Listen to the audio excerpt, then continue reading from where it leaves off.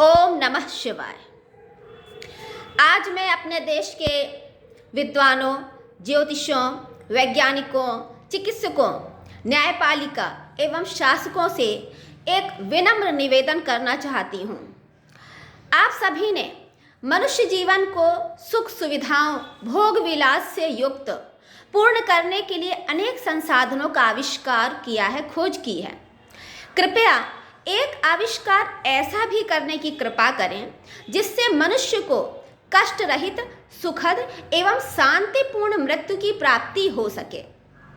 इस संसार में हर व्यक्ति कष्ट रहित, शांतिपूर्ण मृत्यु प्राप्त करना चाहता है। कोई भी तड़प तड़प कर मरना नहीं चाहता। हर व्यक्ति यही चाहता है कि मैं कष्ट रहित अवस्था में मेरे प्राण छूटे। आप सभी ने जीवन में ऐसी अनेक परिस्थितियों का देखा और सुना होगा जब अनेक गंभीर रोगों से ग्रस्त, अंतिम अवस्था के पीड़ित रोगी जैसे कि cancer, liver, kidney failure, complete paralysis, bedridden patients, chronic heart disease वाले पेशेंट, कोमा, ऐसे पेशेंट जो इन रोगों से ग्रस्त हैं, पैंक्रेटिक अल्सर, उसमें कितना भयंकर दर्द उठता है रोगी को। ऐसे गंभीर अवस्थाओं, रोगों से ग्रस्त अंतिम अवस्था के व्यक्ति जिनके बचने की संभावना नगण्य होती है और जो कई दिनों तक, हफ्तों तक या महीनों तक तड़पते हैं, दर्द में भयंकर कष्ट सहते हैं, तड़प तड़प कर जिनके प्राण निकलते हैं और जिनके बचने की भी संभावना नहीं, जो मशीनों पर, वेंटिलेटर, एक्मो आदि, रिस्पायरेटर आदि मशीनों पर टिके रहते हैं जिनके प्राण, और अधिकांश व्यक्ति इस अवस्था के बाद बहुत दिनों तक या हफ्तों तक तड़पने के बाद मृत्यु को प्राप्त होते हैं। और जो एकाध बच भी जाते हैं तो उनका शेष जीवन गुणवत्तापूर्ण नहीं रहता है। ऐसे व्यक्ति जब डॉक्टर्स से, अपने करीबियों से या परिवार वालों से स्वयं यह कहते हैं कि ऐसी कोई दवाई दे दो बेटा, ऐसी कोई दवाई दे दो डॉक्टर साहब कि जिससे हमारे प्राण तुरंत निकल जाएं, अब यह कष्ट हमसे सहा नहीं जाता, अब मैं और जीवित नहीं रहना चाहता, अब मैं मरना चाहता हूँ, ऐसी कोई दवाई दे दो हमें। जब वे इस तरह निवेदन करते हैं और ऐसी बातें कहते हैं तो उस समय कैसा महसूस होता है, उनके दर्द को सिर्फ वही समझ सकते हैं। जो व्यक्ति गुणवत्तापूर्ण जीवन जीना चाहते हैं, कष्ट में तड़प तड़प कर मरना नहीं चाहते और दूसरों पर निर्भर नहीं रहना चाहते, दूसरों से अपनी सेवा उस अवस्था में नहीं करवाना चाहते हैं, कृपया उन व्यक्तियों के लिए भी कोई उपाय सोचें, कोई खोज करें, कोई आविष्कार करें जिससे उनकी मृत्यु सुखद, पूर्ण, कष्ट रहित अवस्था में हो सके। मुझे लगता है कि जैसे जीने का अधिकार है वैसे ही गरिमापूर्ण, कष्ट रहित मृत्यु का भी अधिकार होना चाहिए। मेरी आलोचना करने वाले स्वयं को उस व्यक्ति की जगह पर रखकर विचार करें कि यदि वे उस स्थिति में होते तो वे क्या करते।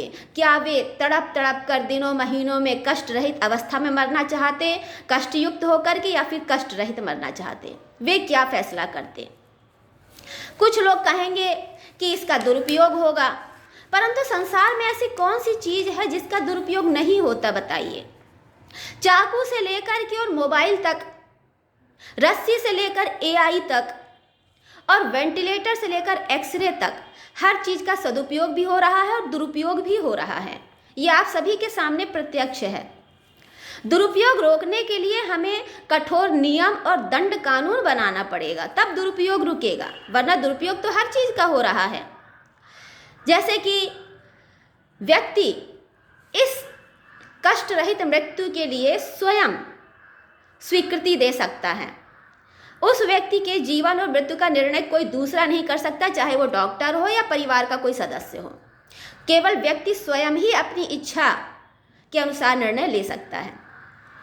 सबसे जरूरी बात यह है कि मृत्यु के समय और स्थान का सटीक गणना करना, और यह कार्य विद्वानों और ज्योतिषों का है। आविष्कार करना वैज्ञानिकों, डॉक्टर्स, बिजनेसमैन्स का कार्य है। न्यायपालिका और शासन का कार्य है उसे वैधता देना, लीगल बनाना।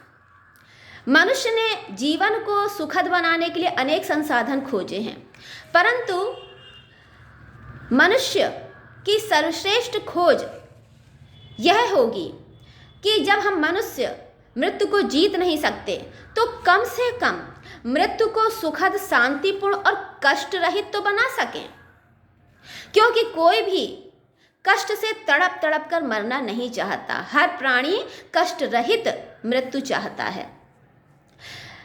जो कष्ट में तड़प तड़प कर मरना चाहते हैं, मैं उनकी बात नहीं कर रही हूँ, वे अपनी इच्छा अनुसार करें। लेकिन जो कष्ट रहित मृत्यु चाहते हैं, मैं उनकी बात कर रही हूँ। क्या उनकी अंतिम इच्छा का सम्मान नहीं होना चाहिए? कृपया इस पर भी विचार करें।